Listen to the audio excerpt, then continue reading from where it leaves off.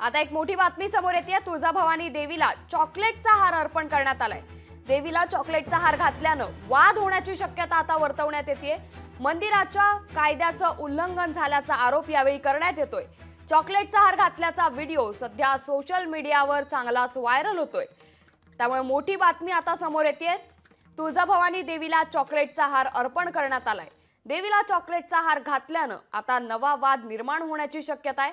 मंदिराच्या कायद्याचं उल्लंघन झाल्याचा आरोप यावेळी करण्यात येतोय। देवीच्या गावात कुठलीच गोष्टी न करता ते ऐतिहासिकच ठेवा आहे, तो त्याप्रमाणे असू द्यावा।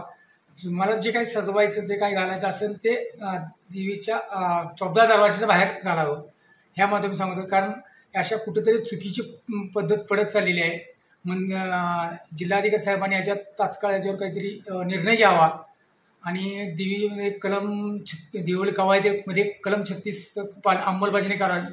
त्यामध्ये असे आहे की देवीच्या गाभाऱ्यात फक्त ज्याची पाळी आहे तोच पुजारी असावे, इतर लोकांनी थांबू नये।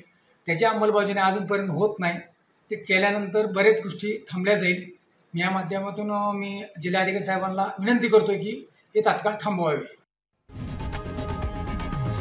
लोकशाही मराठी ऐका, पहा, जागरूक रहा।